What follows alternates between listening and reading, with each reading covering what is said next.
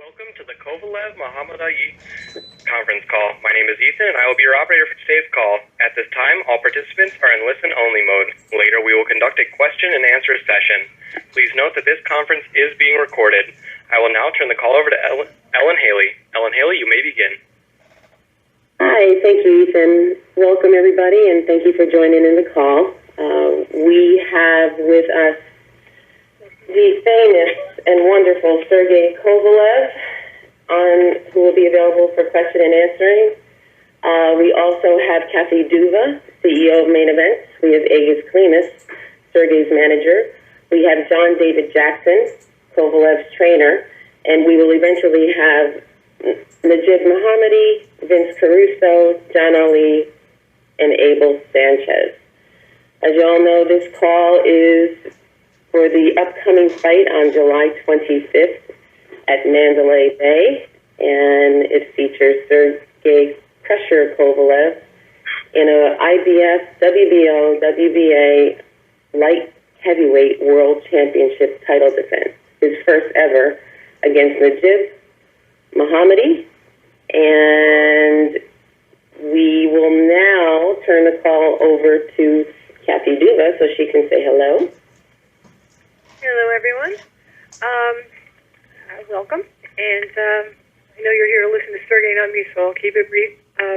We are very pleased to be working with HBO and to be bringing this fight to the good people in Mandalay Bay, where we've had such a long history here at Main Event. It's one of our favorite venues in the world, and great professional staff, wonderful people. And I'm sure everybody who comes out to cover it is going to have a great time there, as we always do. Sergey Kovalev is,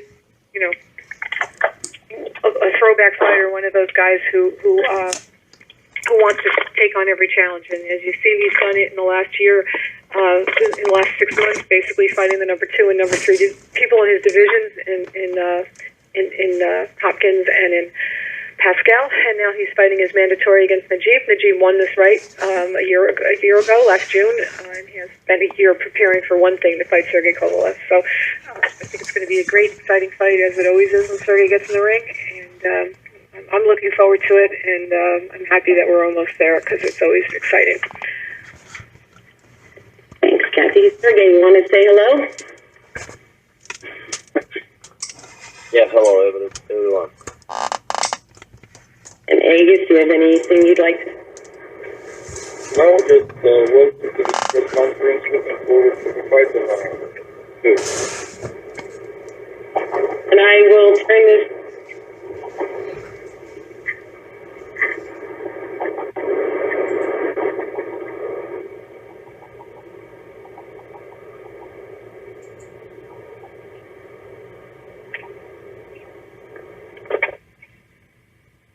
Hello? Ethan. Yes, hello there. Hi, you can start the Q&A for us. All right, sorry about that. Yeah, Vince came in, and his line was very loud.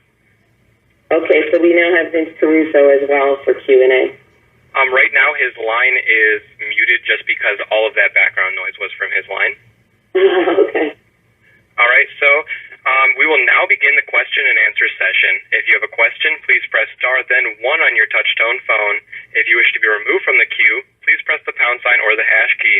If you are using a speakerphone, you may need to pick up the handset first before pressing the numbers. Once again, if you have a question, please press star, then 1 on your touch-tone phone. Please be noted that we do have a 2-question limit. However, if your questions have not been answered, you can re-enter the queue by hitting star 1 again.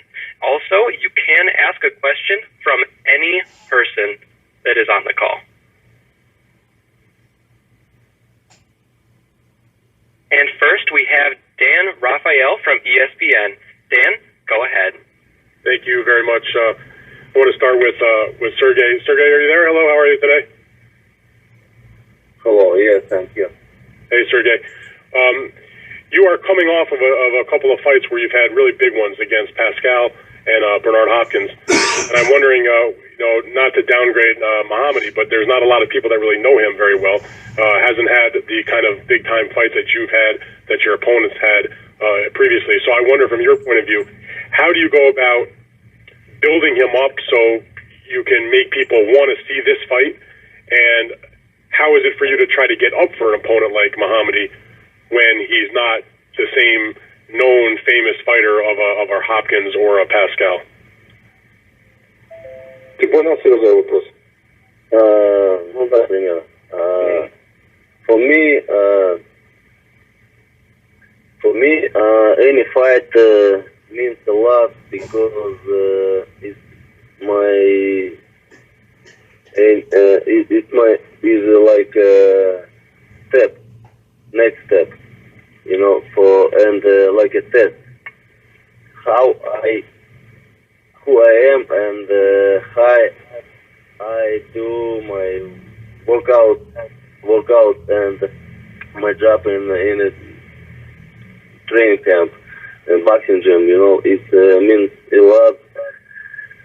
Now he's a contender #1 in IBF title, and he deserves this fight, and I agree for this fight, and I'm very excited that I have 3 titles, and I have opportunity to defend it against Mohammedi. He deserves this fight, really, because right now he's #1, and he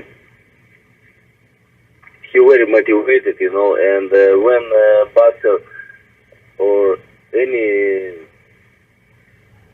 man is motivated,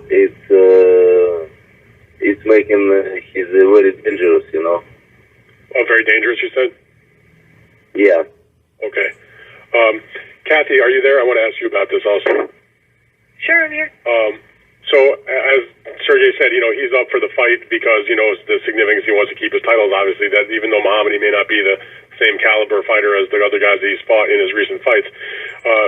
Do you think that Sergey is getting to a point in his career where it almost, to the fan that's going to tune in and watch him fight because of the kind of knockouts that he's had and the exciting fights that he's had, that it's almost like they'd like to see him fight the big name, sure, but if he's not, no problem. It's kind of like the way Golovkin is. They just want to see Sergey Kovalev fight, whether it's against a superstar opponent or it's just against a good contender.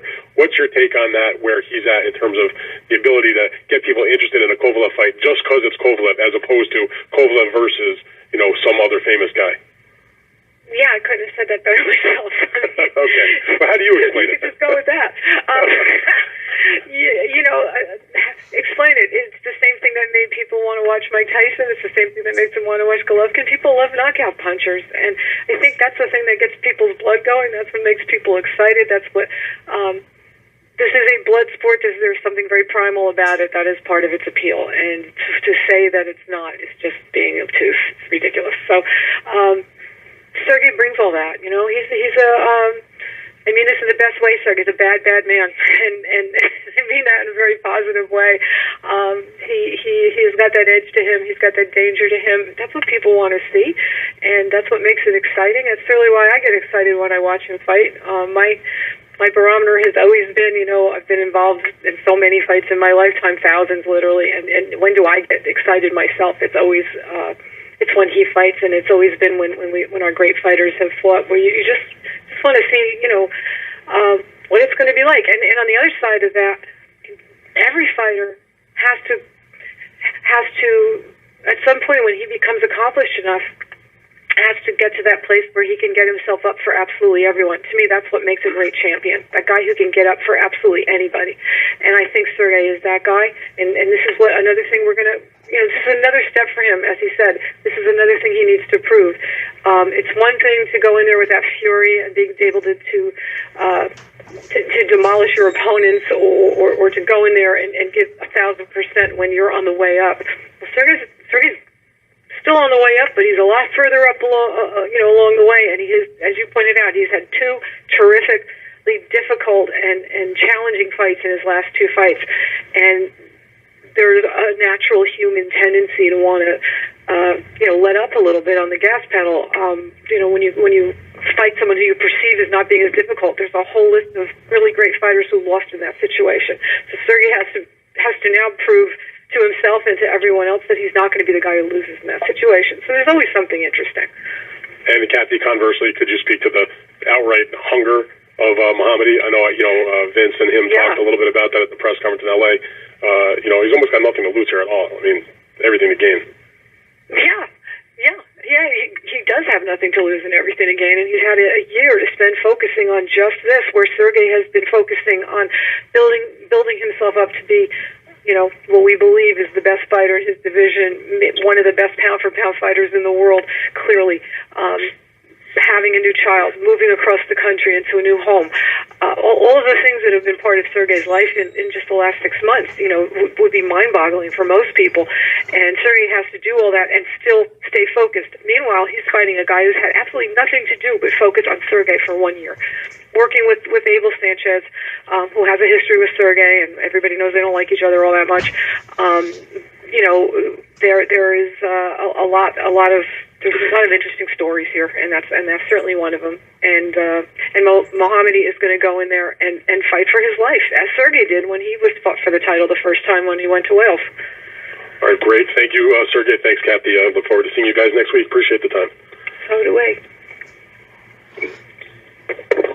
All right, and our next question is from Francisco Salazar. Hi, good morning. Francisco, go ahead. Good morning, Kathy. Good morning, Sergey. Good morning, everybody. Hello. Good morning. Sergey, to piggyback off of what Kathy just said, coming to California and then now training in Oxnard, how have you enjoyed training in Oxnard at the Robert Garcia gym? How have you enjoyed training there? What's different about training at this camp than in Big Bear? Good morning, everyone. Again, my training camp right now is in Oxnard because it's definitely a different place.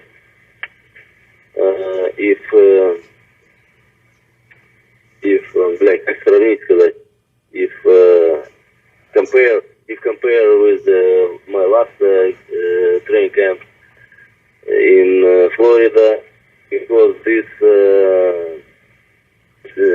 my next fight in Las Vegas, and this time is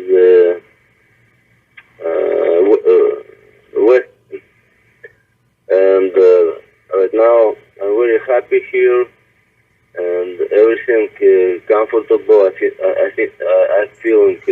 I feel comfortable, and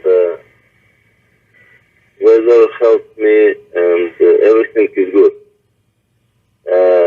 But Big Bear is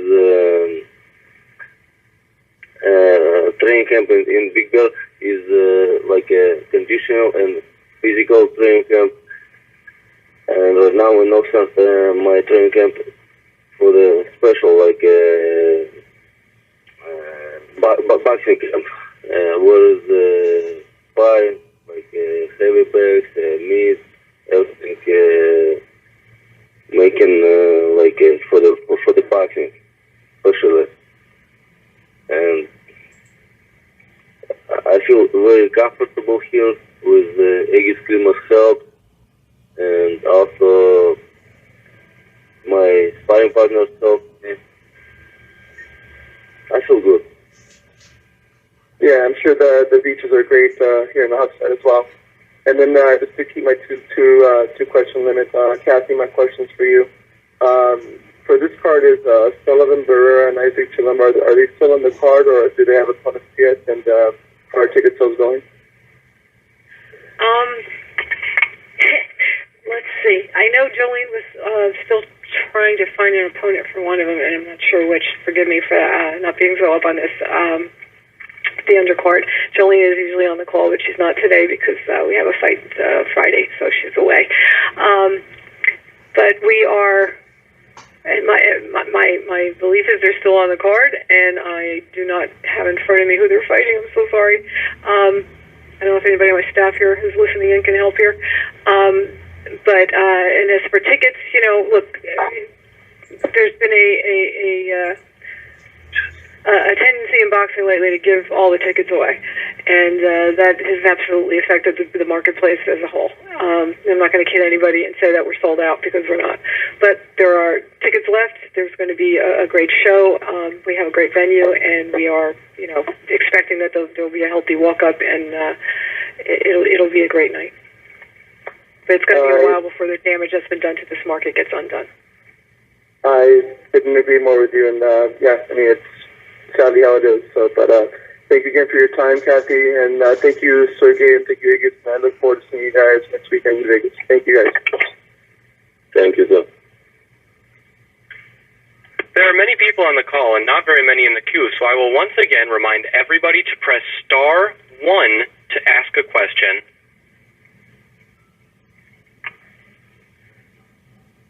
And next, we will get the question from Loic Pialat from L'Equipe. Loic, go ahead. Hi, it's a question for Kathy. It's about Najib Mohammedi. I would like to know why you were interested in that fighter, why you decided to sign him, what you thought was interesting in his style. Well, when we met Najib, he fought on one of our shows on NBC last year, in which he fought Anatoly Dudchenko, and he became the number one contender to Sergey's title. So at that point, of course, as Sergey's promoter, I became interested in the guy who was going to become his challenger, and that is really what started the conversation. We met him and his people when they came in to fight Dudchenko. He scored an upset win. We liked him very much, and we liked the people with him, and we struck up a good relationship. So it made sense for him to work with us, since we have Sergey, and made sense for us to work with him because we knew he was going to be one of Sergey's opponents. In the meantime, when he came over here, interesting story where his trainer wasn't able to get a visa, and he ended up working with Abel and liked it and decided to stick with him. And the decisions were made over the next year for him to wait very graciously while Sergey had a couple other fights, unified the titles, fought Pascal, and that gave him more time to work with Abel and get more comfortable. So I think it made this fight a lot more interesting, a lot more challenging for Sergey. That Najib had more time to prepare, and he's a fun fighter. He goes in there and he's aggressive and he throws punches, and that's really all we can ask. Okay, thank you so much. You're welcome. All right, and next we have a question from Jeffrey Freeman from the KO Digest. Jeffrey, go ahead. Hi, thank you for putting me on the call. Are both fighters on the call? Hello? Sergey's on the call. I don't know if Najib has made it. Najib is not on yet. Vince Caruso is on. Okay, that's his manager. I'd like to ask about the odds. I've heard they're as long as 40-1. Is that the case? And what do the parties involved think about those odds? Do they reflect the quality of the matchup, or is there something else at play? The odds are very I'll address that, but we don't set the odds. There was a 60-1 fight the other night where the guy on the short end won. So things, odds don't necessarily reflect the competitiveness of the fight so much as the willingness of people to bet on the fight. Okay, and I also had a question about the challenger's nationality. I know he's France, was born in France. Are his parents French? What is some more about his nationality? People don't know very much about him. I sure don't. Perhaps we can throw that to Vince Caruso. Ethan?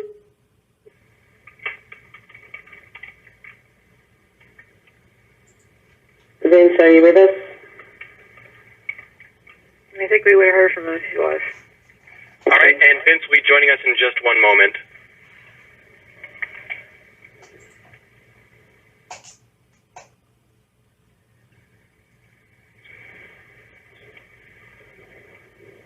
Steph, you want to toss us another question for now?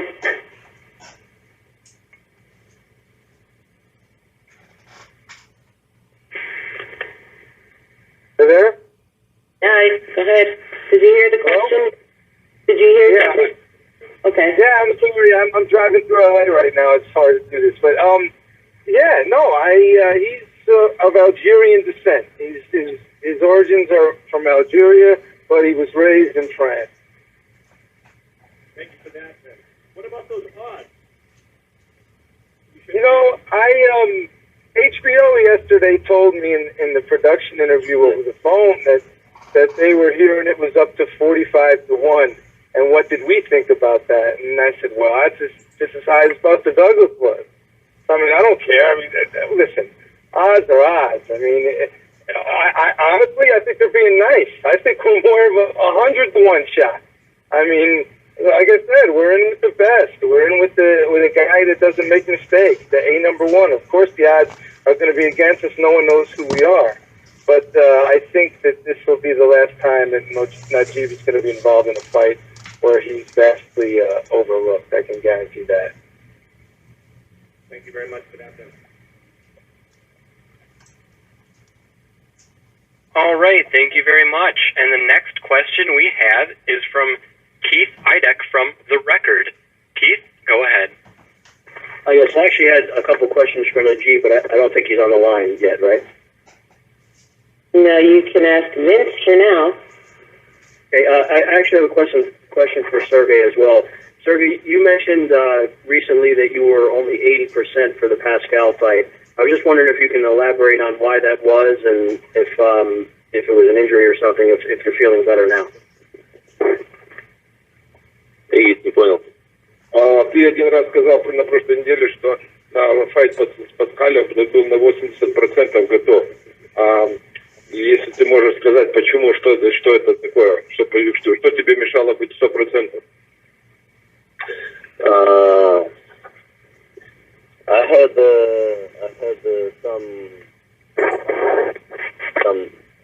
some problems with some problems in my training camp. I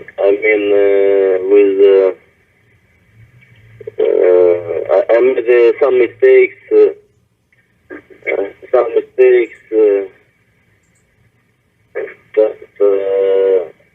I started to make my weight very late.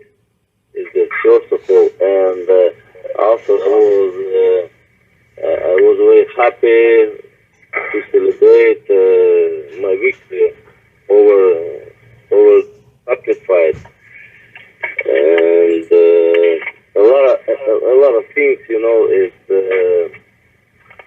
I was in Russia and celebrated New Year and Christmas. It's the biggest holidays in Russia, you know, and I was there this time, and I got a lot of overfit, and this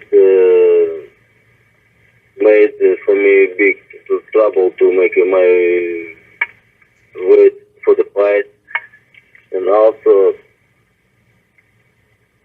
I didn't have a good sparring partner for the fight. You know, like a lot of things was terrible last night training camp, but right now already everything deleted and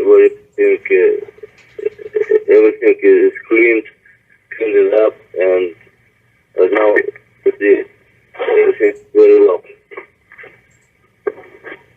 Sergey, how interested are you in fighting Pascal again if everything goes well in this fight in particular? I know you guys are obviously on the same card. How much interest is there in a rematch with Pascal? You know, I don't want to speak about Pascal because he's not deserve attention to get attention, because he lost my respect for him even before the fight. You know, he cannot to respect anybody, even in his team. He's a piece of shit, same as a Stevenson. I think so. Everybody, all fighters, make police in Canada probably make these terrible fighters. I don't know. It's really, I don't respect him, and I want to kick his head again, and much bigger, like if will happen a rematch, he will sleep in short 4 rounds. 4 rounds. Thank you, Sergey. Kathy, can you address that? Maybe the level of interest there is in a potential rematch with those two guys. I think Sergey just made it a lot more interesting. Obviously, Jean is on the undercard, and our relationship with his promoter is very good. Good, yeah. And it could happen. That's what I'm thinking, And we love you for that, Sergey. We really do. I cannot recover. So, that's the beauty of Sergey. So, anyway, yeah, look, from a business perspective, it's a terrific fight that a rematch that could happen. Obviously, we're keeping them close, and it is a possibility, but Sergey, and Jean is going to fight Yuneski Gonzalez on the undercard, an undefeated kid from Miami, so he's got to worry about getting through that. And then we'll talk about what's going to happen afterwards. And by the way, just to go back to somebody else's previous question, Sullivan Barrera is on. He's fighting Hakeem Zolika of France, and that's pending getting all the paperwork done. And Jillian is still pulling her hair out trying to find somebody for Isaac Chiloma. We're having a really hard time with this one, but she's the best. So I'm sure it'll work out one way or another. And if he can't fight on the card, then he is going to be ordered to fight for the number one position, or for the mandatory position in the WBC soon. So Isaac's career is moving along nicely.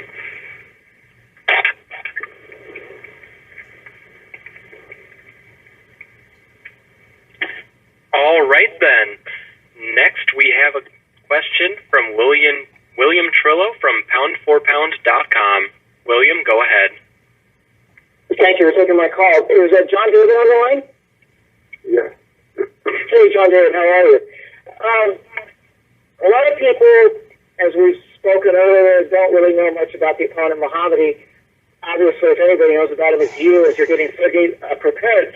Can you tell us about Mohammedi, what type of fight you're expecting from him?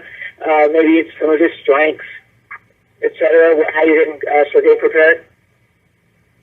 What some of his strengths are just that he's unconventional styles and really, it's his own style, he's not a real boxer that he's pitching. He's wild with some of his shots. So, and just to get ready for him is, it's not really a task. It's just that we have to definitely prepare correctly for this guy because we don't know exactly what he's bringing to the table. Now that Abel has him, I guess they feel that they might have a fight plan they might formulate a fight plan to offset whatever Sergey is bringing to the table. But the one thing they have to realize is this is the biggest fight of his life, and he's fighting definitely one of the best fighters today, pound for pound in boxing. So once he gets hit, we'll see what he's made of.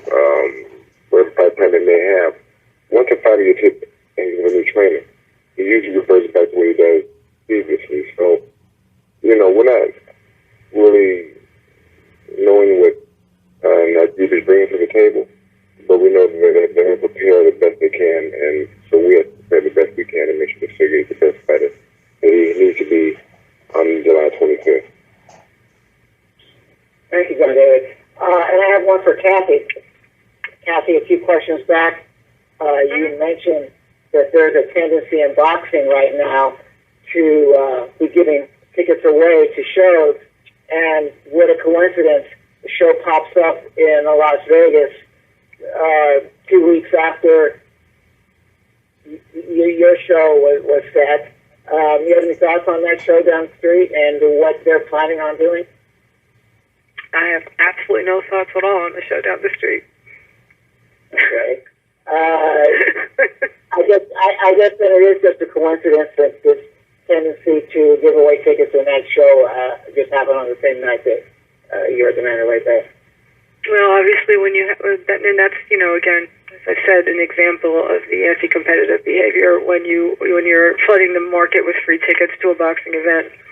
Obviously, presents problems for your competitors who are selling the tickets and not planning to do that. So, but somebody has to draw a line at some point and take a stand. And the fact is that we don't give them away here. And Sergey's well worth paying to see. This fight is well worth paying to see. Our prices are very reasonable, starting at $25. And anybody who wants to see them fight should dig in their pockets a little bit and come out and see it. They won't be sorry. You took the words out of my mouth. You took the words out of my mouth. Guys like Kovalev are well worth the price of admission, no matter what the cost is. And hopefully you will see them in late. Oh, thank you so much. Thank you. Yeah, well, like I said, you get what you pay for. All right, and next we have Michael Baca from the Undisputed Champion. Good morning. This question is for Kathy. Given that there aren't very many recognizable names in the light heavyweight division that Sergey hasn't already beaten, are you guys looking at Andre Ward? I've been talking to Andre Ward's people all week. Yes, and I think we all agree that fight's going to happen. It's just a question of when. So the talks have been very amicable, and they are, making their decisions about, who they want to fight next. And we have plans in place already for Sergey for his next couple of fights. So I think, by the end of next year, maybe a little sooner, you're going to get to see that fight, and we're very happy about that. Because Sergey has made it very clear that he wants to fight the very best of people out there. And you're talking about a fight between two guys who by next year might be, both in the top 5 pound for pound in the world. I think they both certainly will deserve to be there. And the best fighting the best is what people want to see. So that's the kind of fight that gets people, gets everybody excited and gets our blood moving. So we're really hoping to be able to, complete that deal within the foreseeable future. Thank you. And for my last question is for Mr. Vince Caruso. Can you go into a little bit of detail of how Mohammedi got out of France? I know there's small stories of him flirting with the French mafia and whatnot. What got him out of that sticky situation? If it wasn't boxing, who got him out of that? Yeah, Moreno the course of the big guy. Quick. What I see.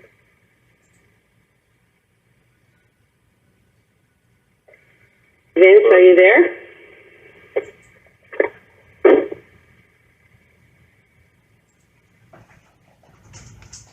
Sorry, Mike. It's okay. I'll text him, but if you have another question, go ahead. I'll just text him in the meanwhile. No, that's all for me. Thank you. Okay.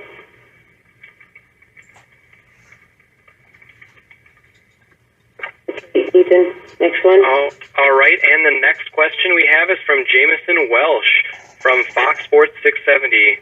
Go ahead. Good morning, everyone. I hope everyone's doing well. This question is actually for Sergey. Coming out in Vegas and headlining a fight, is there any added pressure, being that it's a big event and he's the head guy, you're the head guy on a big event? Is there any extra pressure in order to perform in front of the people? Что боксировать в Лас-Вегасе, у тебя добавляется какая-то еще дополнительное напряжение? No, for me, doesn't matter where it's fighting. I'm not Superman and not piece of shit Stevenson.